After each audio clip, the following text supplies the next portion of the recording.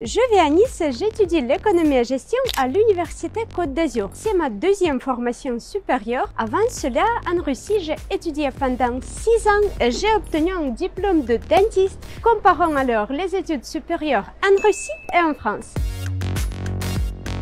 Vous savez sûrement tous qu'en France, vous avez une échelle d'évaluation de 20 points. Je vais peut-être vous surprendre maintenant, mais en Russie, l'évaluation est faite sur une échelle d'évaluation de 5 points. En plus, on ne met jamais ni 0 ni 1. La note la plus faible est 2. Si tu as 2, alors ton cours n'est pas validé. C'est très rare d'avoir 2.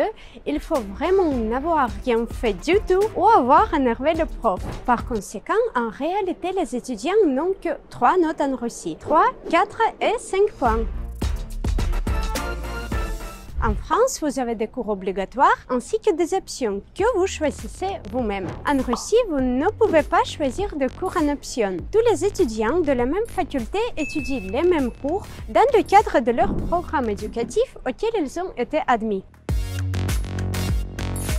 En France, les matières se compensent. Les semestres se compensent également. Vous devez obtenir en moyenne 10 points en 2 semestres et voilà, l'année est validée. En Russie, les cours ne se compensent pas et les semestres non plus. Si vous ne parvenez pas à valider n'importe quel cours, vous serez exclu. Et après, vous aurez besoin de passer à nouveau l'intégralité des matières, même celles que vous avez déjà validées. Vous en pensez quoi?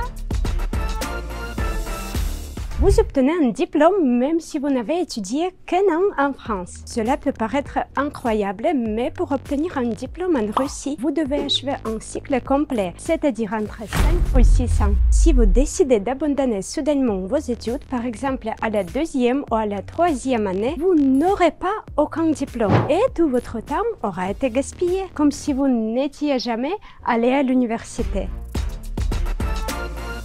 En France, nous passons tout le temps des QCM. Test, toujours. J'en ai marre. Moi, je n'aime pas les QCM. Ils sont, comment dire, sans âme. Vous ne pouvez pas ressentir la personnalité de l'étudiant. Lorsque nous passons des tests, nous sommes tout pareils. Je veux dire, même une intelligence artificielle peut résoudre des tests. Je préfère quand même les formes alternatives de contrôle. En Russie, on fait beaucoup moins des QCM et normalement, on utilise d'autres formes de contrôle. Présentation publique, dissertation, analyse, essai.